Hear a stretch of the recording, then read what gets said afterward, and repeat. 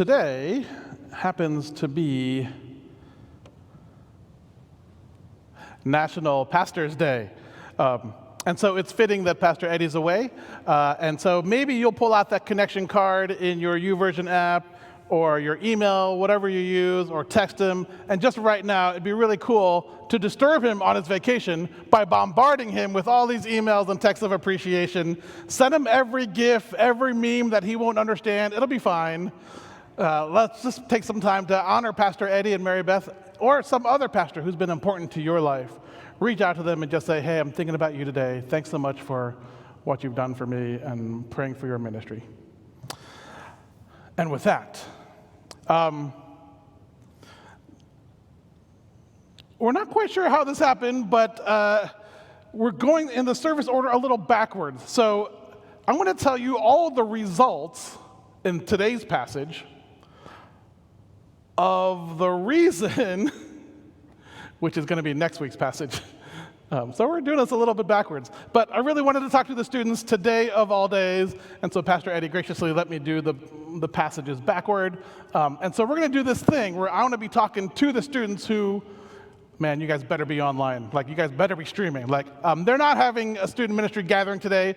We told them to be here online, and so at some points during the sermon, I'm going to try to talk to them directly, and I'm going to try to talk to you directly, and then if I don't get confused, maybe it'll all work out. So just for the sake of my hand gestures, because the students usually sit over here, I'm going to speak to students over here. So yeah, you're all students, and I'm going to speak to everyone else over here, and I might even look at the wrong camera, but that's okay. Hi guys. Okay, so let's start with a student ministry video, as we would with all lessons.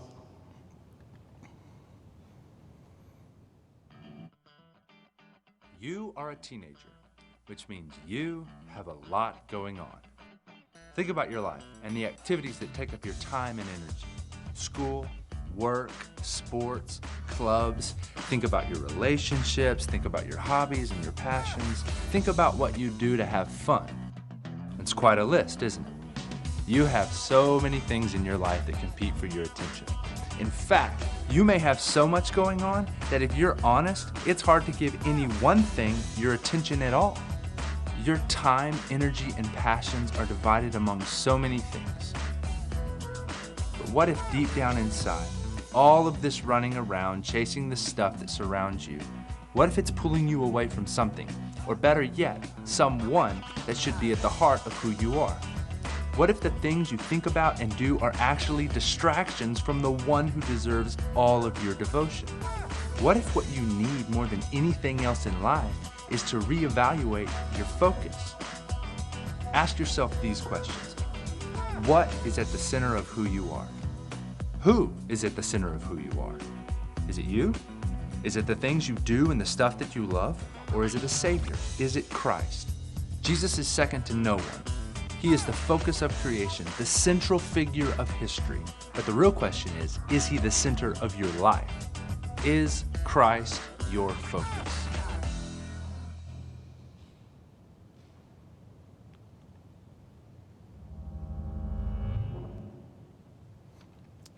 One of the best things about being a student ministries pastor is definitely not rooming with middle school boys on a retreat. But one of the best things about being a student ministry pastor is obviously the students. I don't know a single youth pastor who loves all the admin work that goes on in the office. None of us love the budget work. None of us love the calendaring or the emailing that we have to do. Mostly, we just like to eat with students, talking and listening to their life and what's going on. So that's the best part of my job, is hanging out with students in a one-on-one relationship. We call it our IDO ministry, where it's the Greek verb for I see you, I know you. One of the core values of our student ministry is that every student's story is known. And so every adult has a handful of students that they shepherd and et cetera, et cetera. And all the student leaders have a small handful of peers that they're shepherding. But getting to hear their stories, it's the best part of the job. And it's the worst part of the job. Because you sit across from some kid who is making the same mistake over and over again, and it's so tempting to how do you not just bang, or they tell you of their heartbreak, or they tell you of their hardship, and you have to do that pastor thing where you can't react, you just have to listen. And almost inevitably, if I'm meeting with an older high school student or a college or someone, after high school, almost inevitably, their story concludes with, well, Jonathan, yeah, I'm not really close to God anymore. I'm not really doing the church thing anymore. Yeah, I don't really do all that. In fact, I don't remember the last time I had a conversation with God. And this is not shocking to us. We understand. We all know the incredibly high statistics of church-raised kids who graduate from high school and move away from their faith. And I think I've been able to kind of suss out two primary causes to it. I think the first one's probably pattern. All right, I text a college freshman or a gap year kid or a kid who's starting to work right after high school and well, tell me about, who your friends are. And they tell me and well, what are you doing? And how, and et cetera, et cetera, et cetera. It's okay, so who are you studying the Bible with? And who are you praying with? And who is helping you keep on track with God? And they get this look on their face. Oh yeah, I forgot to put that into my life. I forgot. And it's part of it, I think it's part of just the pattern. They just forget conveniently to include God as a regular part of their life. And the second one is far more common. Gen Z, they are, and no disrespect to those of you who were teenagers in the 60s, but Gen Z, they are socially aware and conscious and focused on everything justice and civic-minded and service-oriented. They care about every single population group and person and et cetera. And for whatever reason, so many of them take offense at what they think God stands for. And on that singular issue, or maybe multiple issues, pick one, it's a hot topic. Maybe it's women in leadership, or anything LGBTQ+, or racial diversity, or prejudices, or the church's history, or name it. On this issue, they feel so strongly it's enough for them to walk away from Him entirely. Students are leaving God.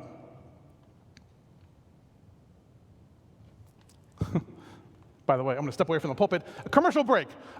So for those of you who are parents or grandparents, or you're thinking about becoming involved with students, we're offering, what we're really trying to do this year is really partner with you parents much better. And so we're offering 3 parent symposiums scattered throughout the year. These are 90 minutes each. They're online. They're with parents from the Gaithersburg, Roxville, Durwood, Germantown, whatever area. They're 6, 7 churches. All these parents will be involved in these workshops, these parenting workshops. And it's all about helping to raise Gen Z, what their traits are, what their characteristics are, and how you cope and how you nurture and how you shepherd through those challenges. We are also offering, and I'm very excited about this, my lovely wife Sonia and I are offering 3 4-week each small groups throughout the year.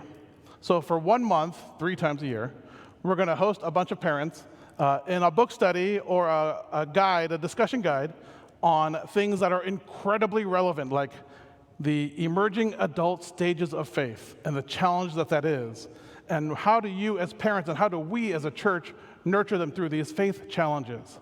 You're going to get an email about all these different opportunities with RSVP buttons and et cetera, and a nice little graphic at the top. I'll send that email out this week, but I just wanted to let you know that we're trying to create the kind of community of parents and church together that's going to try to reach out to every single student and say, have you thought about God lately? Because he loves you. In any way that we can, in any language we can, in any form we can. I don't care how many burgers or pizzas it costs me. We're going to reach these kids. And so we're going to do that together. All right. So, we're in Colossians chapter 2 today. And I mentioned the plight of students because it feels really similar to what's going on in Colossians 2. We'll start halfway through the chapter, but just to let you know, Paul's tone, the way he writes, it's a little hard to tell. I can't tell if he's worried. I can't tell if he's like upset and angry. I can't tell if he's like gently encouraging. He doesn't use word choices or phrases that let me know his emotions, and so I'm just going to kind of read into it. But there is something going on with his beloved church in Colossae, and they're starting to get a little confused. And so Paul's writing a letter trying to correct them, especially in this chapter. We pick it up in verse 16.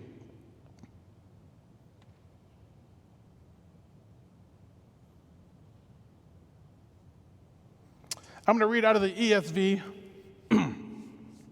Therefore, let no one pass judgment on you in questions of food and drink, or with regard to a festival or a new moon or a Sabbath. Let no one pass judgment on you in questions of food and drink, or with regard to a festival or a new moon or Sabbath. There's apparently some sort of philosophy going on in the city, and it's gotten so popular, it's gotten so big, that it started to invade the church. And all these Christ followers who were just kind of enjoying the freedoms that Christ gave them, there's no more food laws, there's no more Jewish rituals, there's no more clean, there's no more unclean, there's no more you can't eat this, you can't eat that. Jesus said we can do anything, we can eat whatever we want to. And yet there's this philosophy going on that says, wait, we think it should be different. We think you should abstain from this or that. And don't do this. And if you're really holy, don't do that. And this philosophy that's out there is just starting to enforce some rules, even inside the church. Paul doesn't even give it any attention. In verse 17, he just dismisses them all. In verse 17, Paul says, these things that they're telling you to do, they're just a shadow of the things to come. But the substance belongs to Christ. He just outright dismisses them and says, these are temporary things, pay them no mind. I think if Paul was using youth pastor language, he'd say, I'll bet you $5 they won't exist in 10 years.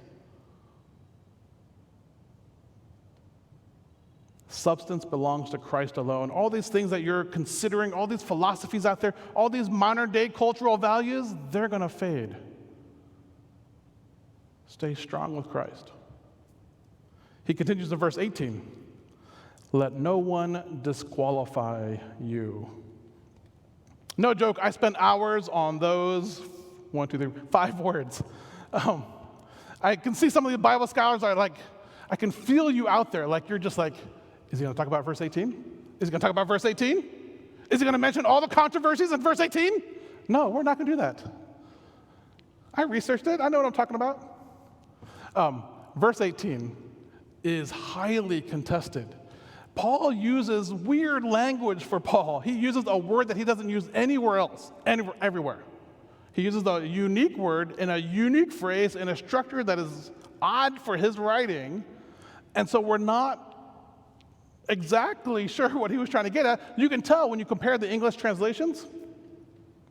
Verse 18, let no one disqualify you. Some translations say, let no one beguile you. Let no one cheat you. Let no one defraud you. By insisting, and he goes on, by insisting on asceticism and worship of angels, going on in detail about visions, puffed up without reason by a sensuous mind, and not holding fast to the head. It doesn't really matter what that philosophy was. And by now, I've lost all my middle schoolers. They're like chatting away each other privately. Kristen's desperately trying to get control of this Zoom meeting. Let me put this in modern day language. I'm going to step away from the pulpit because this is no longer the Bible. Now this is just Jonathan's interpretation of what that verse, how that verse might read if it was written today. My middle school, my high school students, here we go. Let no one defraud you because they're just empty opinions on Twitter, TikTok, Instagram, and YouTube. These influencers, they love to tear down Jesus followers with really inaccurate biblical interpretation. They love to tear down Jesus followers with what seems like wise and knowing criticism that's sourced from really bad logic. These voices you're listening to out there in social media world, they're just completely made up, vague spiritualities. Don't let them defraud or cheat you.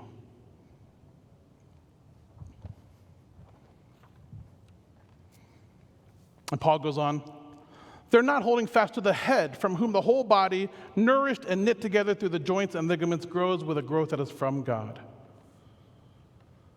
Paul's automatically dismissing out of hand any ideology that doesn't come from God.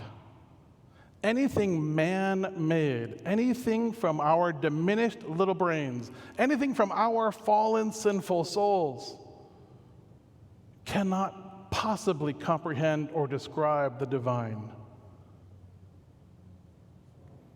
We are like ants trying to describe astrophysics. It's like, what? Paul's saying if it doesn't come from God, it doesn't count. It's just a shadow. So, students, stop your chatting. Here we go. I have a few questions for my students. You're over there. My students, I have a few questions for you. Here we go. These might get a little painful. I'm sorry, students. But adults, you have your turn coming. Students, these voices that are out there that we give credibility to, the voice inside you that says, I think I know what God says, and I just don't agree with it. Let me ask you this very gently. Why do you give that voice authority? On what basis are they making their judgment that God is incorrect? It's a little bit like you've won a contest. You were at a mall somewhere and you saw this little thing, and so you put your name in it, and it's like, hey, you get to win a prize if you put your name in there. You're like, oh, cool, I'm gonna win a prize. So you put your name in this little jar thing, and you get a text and an email and a TikTok, Twitter, Instagram, whatever. You get a little notice that you've won the contest. What did I win? You are now a Supreme Court Justice of the United States. You, this middle school student, are now our highest judge in the land. Doesn't matter that you haven't graduated middle school. Doesn't matter that you haven't graduated high school. Doesn't matter that you have no idea what laws exist. Doesn't matter the finances. You now have the power to judge someone's life because you put your name in a jar. I don't know how many people would trust you. But somehow we do. There are these voices that say these things about church and God, and we listen to them, and I don't know why. So they just put their name in a jar, and therefore they get the right to say things? Like, I don't.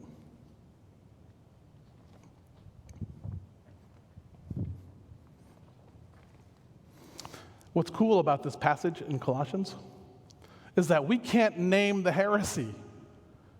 Other heresies in Scripture we can name. It's, oh, this is Gnosticism, or this is Marcionism, or what? This is against the Council of Trent. We can name the heresies because they lasted for a little while. Someone was a strong proponent of them. They wrote something that got published that lasted forever. This thing that Paul's talking about, it died. We don't even know what to call it. There's no name attached to it. It didn't last. I don't know how. It didn't last 100 years. It didn't last a millennium. The Bible is still here. God is still here. Why do we fall for the shadow instead of the substance?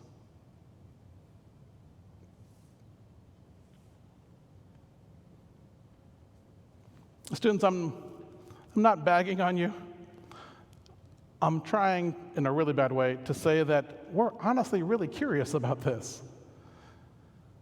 Everyone who loves you wants to have a conversation, a dialogue with you, and we promise. It's going to be very hard, but we promise. It's not a lecture. It's not a judgment. We're going to do everything we can just to listen to you, just to hear and explore. And we might poke a little bit. But we made a promise to you, and we intend to keep it, that for as long as you give us the privilege, we will walk with you throughout your life. I don't care what you believe. I don't care what you disagree with. I don't care how many weeks or years it is. We will walk with you as long as you want us to. And so we want to know, why do you give credibility to all those voices that say that God is wrong? I mean, frankly, we're going to agree with you on some things about the church and some of the past wrongs. We're going to agree with you that we can do things a whole lot better. We're going to agree with you that that the church is living and growing, that we can move forward. That's what we're trying to do together. And we can agree with you that I don't understand everything about God. And there are things that we love and things that I am really confused by about God. But we're going to ask you to do a little work.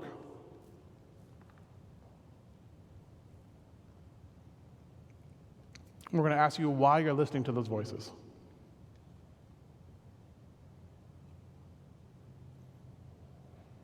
We're going to ask you what's at risk if you listen to those voices. You guys, it's a real thing. I thought it was just a TV show thing, but it's a real thing. Like you go, you see this advertisement, and it's like, you can win a car. Whoever has their hand on the car could you throw up that title screen image? Whoever has their hand on the car the longest wins a brand new car. And this one was like kissing. You had to kiss the car. Like after 60 hours, some person won it. There are professionals who do this for a living. They look nationwide for these contests, and they travel around, and they have ways of winning these contests. So think about this for a second.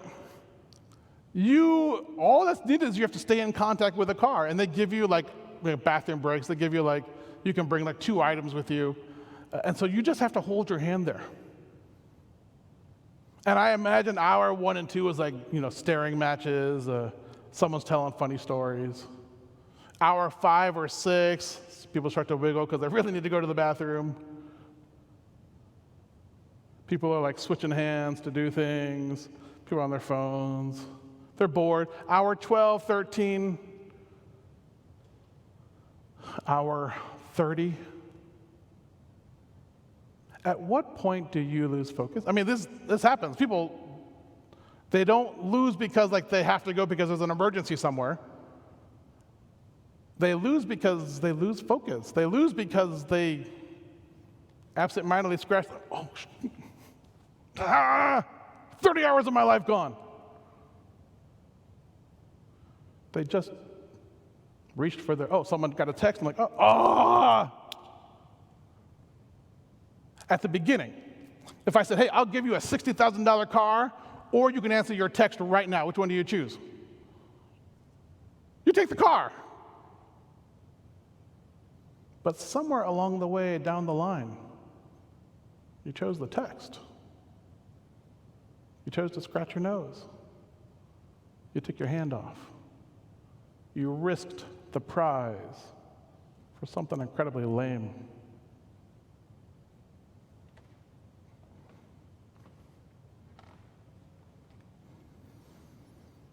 John 15:5. Jesus says, I am the vine and you are the branches. If you remain in me and I in you, you will bear much fruit. But apart from me, you can do nothing. Paul's talking about this heresy, this philosophy. It's empty. It's got nothing. It's not connected to God. It's no fruit. There's no life in it. Why do you want it? So students, we said the first thing you got to do is you got to ask why you're listening to these voices. The second thing you got to do is ask what's at risk. And the third thing I'm going to ask you to do is you've got to honestly engage God. You can yell at him, scream at him, disagree with him, challenge him, doubt him, as long as you're engaged with him. Again, it's like this. If I've been married to Sonia, let's say we go to 10 years now, and we're married for 10 years, and we're going to the grocery store, and I say that I really want those Swiss Miss, I love those. I mean, if you're looking for a Christmas gift or a birthday gift or a National Pastor's Day, like Swiss Miss. But when I go grocery shopping with Sonia, she's like, no, you cannot have those, in a loving way. In a way that says that she cares about my health and et cetera, et cetera. I mean, it sounds like she's saying no, but she's really saying I love you. So she says. What would happen if after 10 years, I look at her and say, no, I'm getting those rolls. And she says, no. And I say, fine, I disagree, I'm out of this marriage, I'm done. What would you think of the strength of my marriage? What would you think of the strength of my commitment, of my integrity, of how much I valued her? Students, it's a lot like that when on a single issue or a bunch of small issues, or they're not small, but they're huge, I get it. They're huge issues, I get it. But if you're not even engaging God, it's like you're saying, I'm out. And it reflects back on you. And you risk the prize.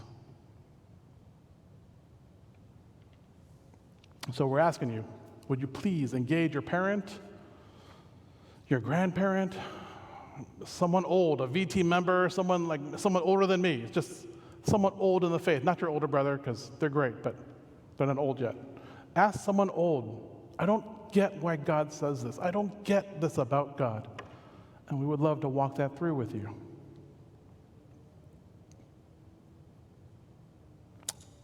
Adults, or the rest of us.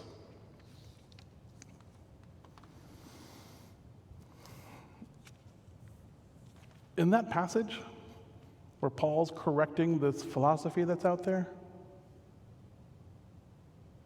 I mean, it got pretty big.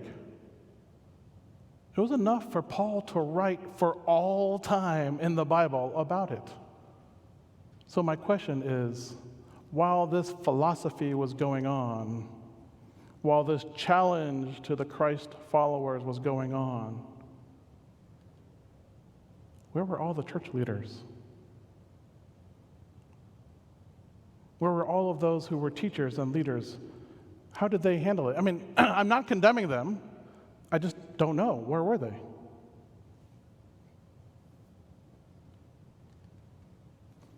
And so we flash forward to today. We know the statistics of students who were church-raised, who graduate high school, and then who walk away from their faith. What are we doing about that? There's a philosophy out there that is hunting and scoring off of our children. What are we doing about that?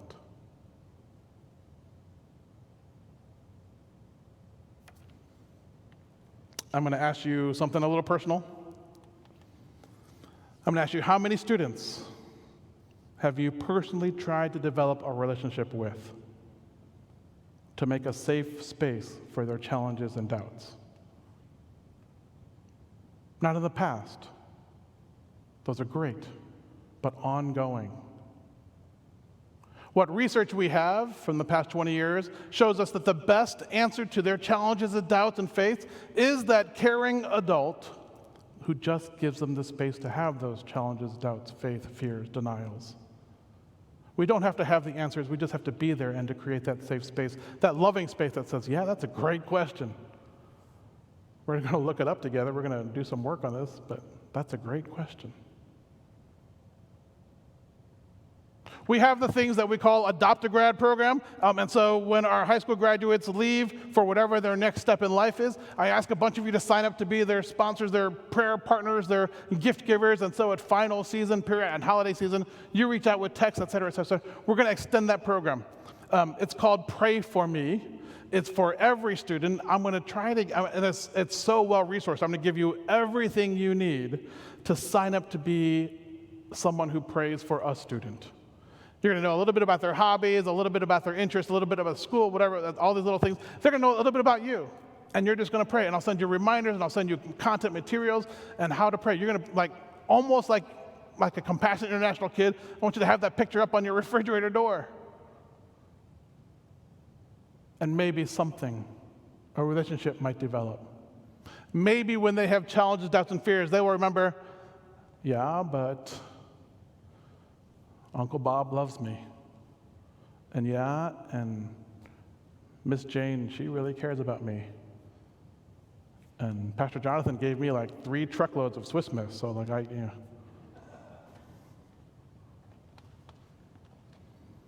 How many students need someone like you just to be praying for them?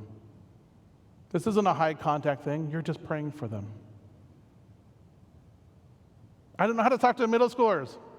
Pray for them. I have no idea what's going on in a high school girl's life. Pray for her. Well, what if? Just pray for them. But pray for them.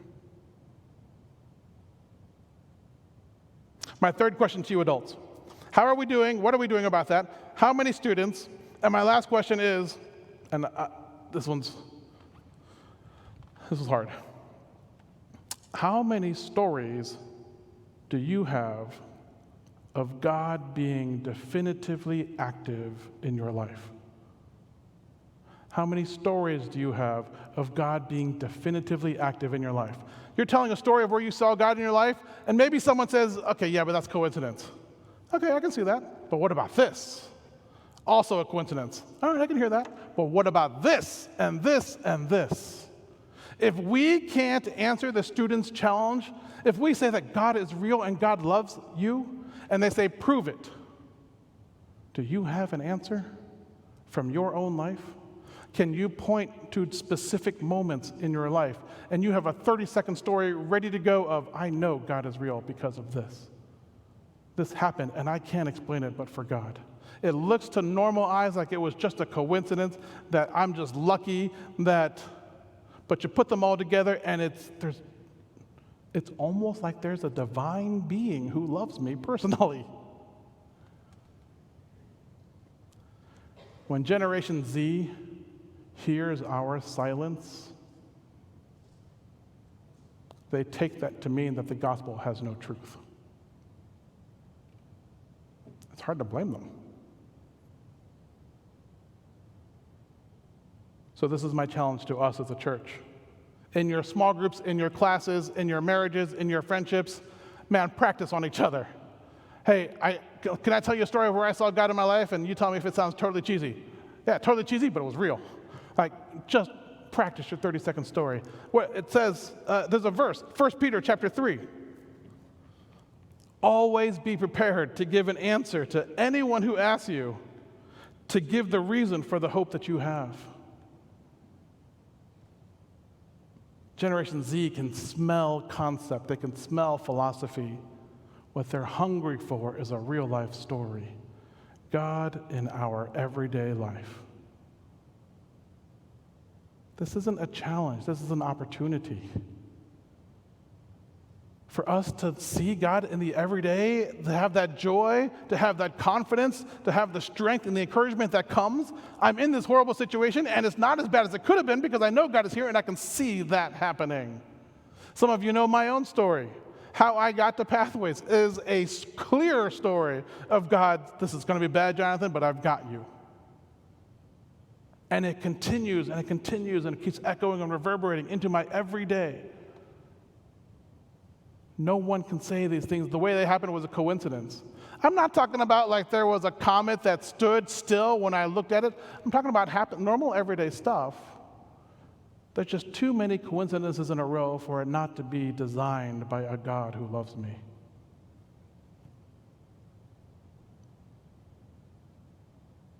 Two more questions, adults. I wonder if we have, amidst all of the lock-ins and the pizza parties and the dating talks that we gave to youth groups, I wonder if my peers and I wonder if we as a church maybe focused a little too hard on the behaviors and not so much the relationship. I mean, it's getting to the point where it's almost funny when the V team, when the adult volunteers and I, when we're talking to our middle school students about, how is your relationship with God? There's this look that says, how do you have a relationship with an invisible thing? They look at us like, you're crazy. And they'll get to that concept eventually. But I wonder if we just taught the behaviors because it was easier. Just whatever you do, don't smoke or chew or go with girls who do, is what my mom, I don't know what that means. I don't know what mom was talking about. But we taught action-based things which kids need, students need. But did we emphasize enough how to see God in a relationship, how to hear his voice, how to follow that still small voice inside, how to memorize his words so that he could speak to us in his own language?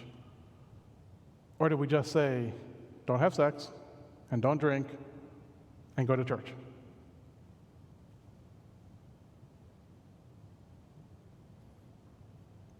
To take that even further, and this one gets real close. Last question. Do we have an errant theology in practice? Do we have bad theology living among us? And by that I mean, don't answer this out loud. Are there certain sins that you feel disqualify someone from being in Christian fellowship? If the answer is yes, that's some bad theology. You cannot be saved if you commit this sin. If that's something that's lurking deep in your heart, that's bad theology. If you engage in this sin, you will not be welcome in this church. If that's a reality for us, that's some bad theology. We completely reject that bad theology. Every sin is equally sin. Every sin, an inch, a mile, just separates us from God. What does it matter? It has the same effect. Every sin is sin. It separates us from God. Yes, the ramifications of sin are different. I can rob a bank, and that's a whole lot worse than if I tell my wife I didn't eat a cheeseburger. I mean, the ramifications are hugely different, but a sin is equally sin. And for whatever reason, we in Christianity have chosen to highlight certain sins over other sins. Whatever you do, my child, do this, this, and this, and never do that. And these sins over here, don't do them. But, it's hard, and so if you do them, then, but don't do these. Whatever you do, don't do these. But these, try real hard. Yeah. But, do these things too. Did we unintentionally create a scale of sin? I think our students can instinctively, something is not right there.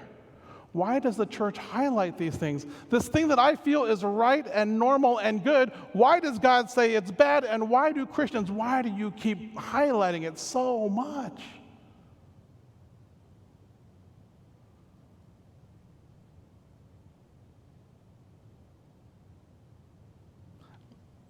It's the same philosophy, heresy Paul was dealing with. It's still present today. Not in that form, in our form, but Christ is still here too. And the Bible is still here too. And we are still here too. And so we must try to find a way through this. It'd be so much easier if we just had a little help.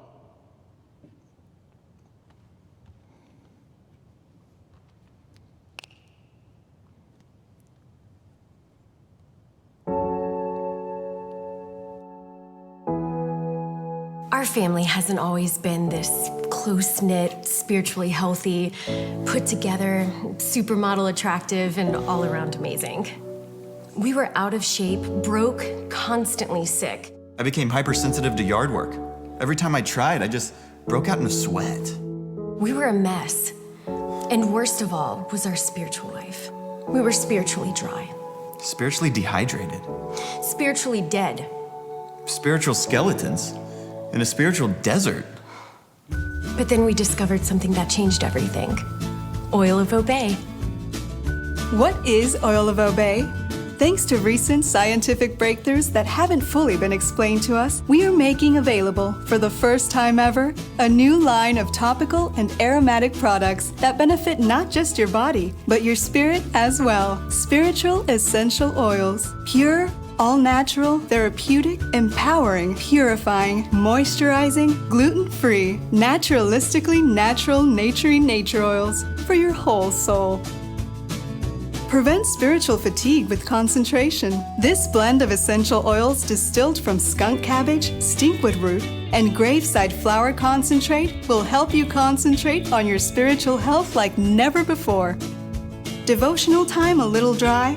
Hydrate every soul in your house with Old Testament. We've ground the pages of old unused Bibles into a fine powder and added a touch of peppermint oil. Simply diffuse this scripture mixture, and your whole family will be truly living and breathing God's Word. 3 slices and 1 topping, that would be probably ideal for me. Cinnamon is great for purification and protection against environmental threats. Administer a few drops to your skin, and ungodly impulses are quickly replaced by a gentle tingling sensation. Act now and we'll throw in our proprietary Peace Now dispenser at no extra charge. Fill your house with the peace that passes understanding and consciousness. Eat it, drink it, diffuse it, cook with it, put it in your laundry, bathe in it, remove your blood and fill your veins with it, or simply rub it directly on your soul. No, your soul. Now you can care for your soul the way nature intended, with the distill oil of random shrubs and weeds from around the world. Oil of Obey Spiritual Essential Oil. Not just essential, reverential.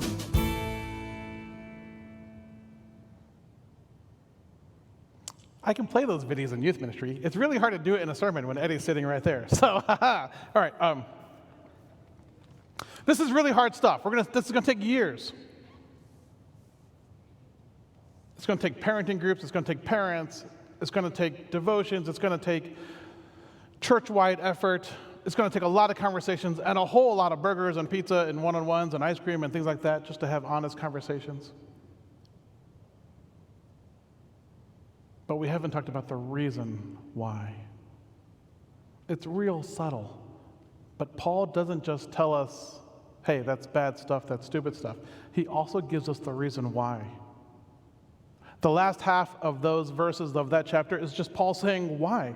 Why are you submitting to their bondage? You were freed from Christ. You had all the freedoms that you were given. Why would you put yourself back into that slavery? There is freedom from being released from that constantly changing philosophy that is never really grounded in some new form, some new in vogue form of fashionable spirituality, and it's exhausting to keep up with. You are freed from that. You know that the rock is Christ, and he never changes. There is freedom from the rules and the forms of our faith. When I talk to a middle school guy, like when I text a middle school guy, and I say, dude, man, how you been? I just haven't seen you for a while. 90% of the time, the first answer is, oh yeah, I totally meant to go to church, but I had this thing. It's like a guilty thing, like, how are you doing? No, I was going to be at church, I really was. Freedom from the forms. I got to explain, dude, middle school guy, we're just asking how you are. You don't have to be at church. I mean, like, that's okay. You should go to church, though. There is freedom from damaging conflict. These Christ followers were getting judged by these outsiders. And we kind of do the same thing. And I don't know why. It's like to make me feel better about myself. If I judge another Christian, they're not doing that right. See how right I am, God?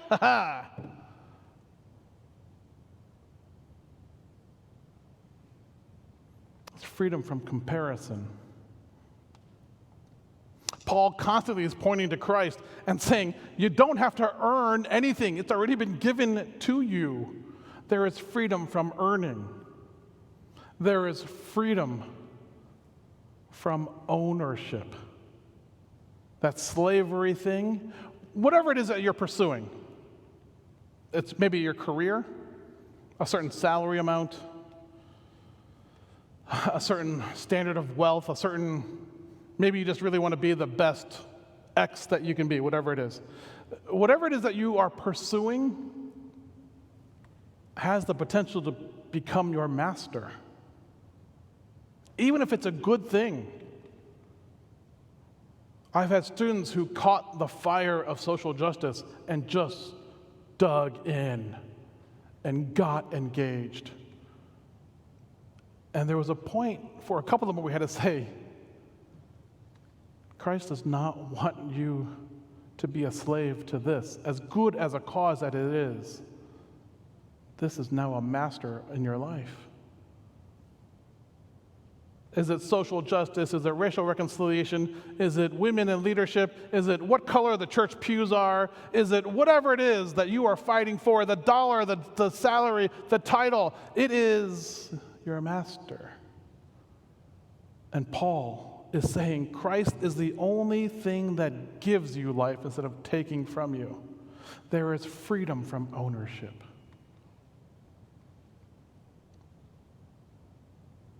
It's this little passage about this weird philosophy, almost a heresy. Paul dismisses it out of hand. And I wish he didn't, because it feels like it's still here in some way or form. It would be easier if it had a name. We could fight it. We could identify it. We could destroy it. But it's just this prevailing moral, spiritual vagueness that is so much more attractive for some reason than the substance of Christ. So I thought we would end with this. Psalm 119, the longest psalm, but the first verses are really cool. So let's do a little responsive reading. We'll have the men read the odd number verses and the women read the even number verses, and we'll just go back and forth. So the first 8 verses are for the adults. Students, hang on, you're coming up next. So let this be your benediction. Let this be your closing prayer. Let this be your statement. In fact, I'm going to ask you to stand up as we do it. If you're at home, stand up. If you're on your cell phone, whatever, stand up. If you're in your car driving, don't. So we'll start. What did I say? The men are the odd. Here we go. So we're white, and ladies, you're yellow. Number 1. Here we go. Blessed are those whose way is blameless, who walk in the law of the Lord.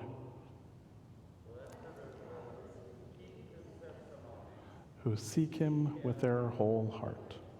And the men who also do no wrong, but walk in his ways. And ladies, you have commanded your precepts to be kept diligently. And men, oh, that my ways may be steadfast in keeping your statutes. No.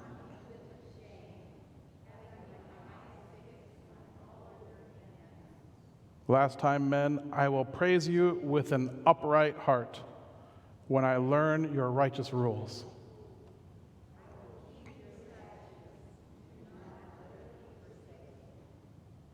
Students. So we'll have this half of the room be students, and this half of the room be the other side of the church. The next verses. So we'll go students first, and then the other half of the room. So the students, you're in white. So, how can a young man keep his way pure?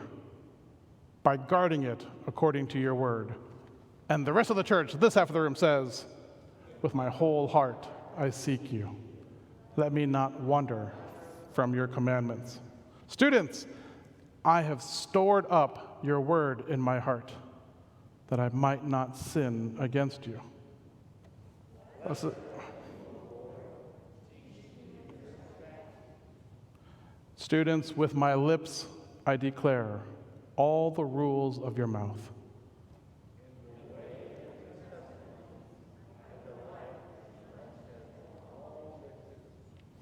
I will meditate on your precepts and fix my eyes on your ways.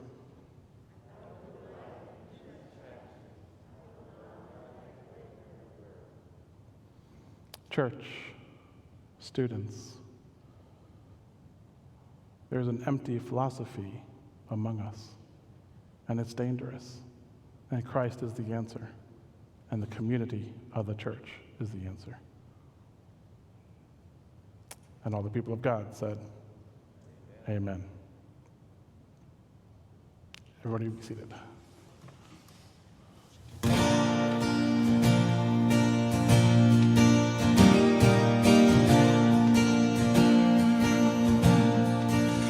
Search the world, but it couldn't fill me. Man's empty praise and treasures that fade are never enough. Oh. Then you came along, you put me back together.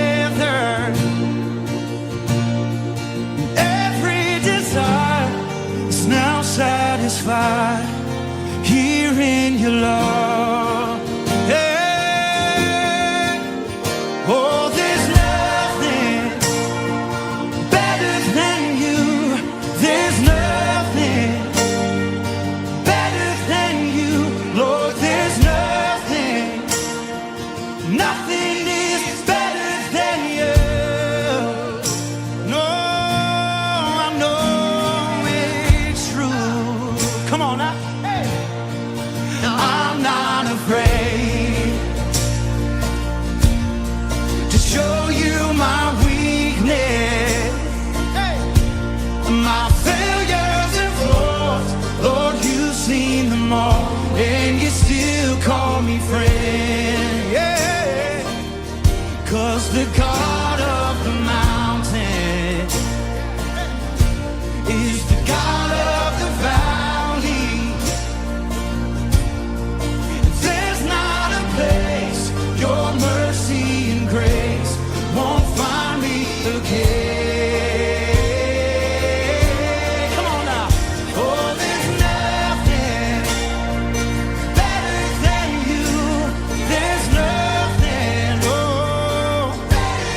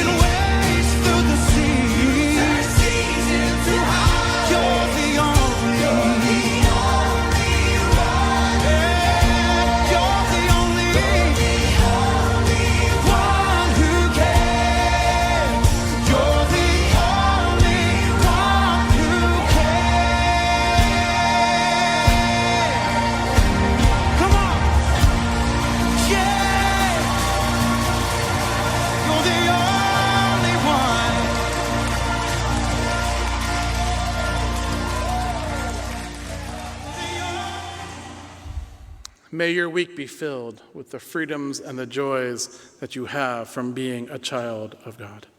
And all the people of God said,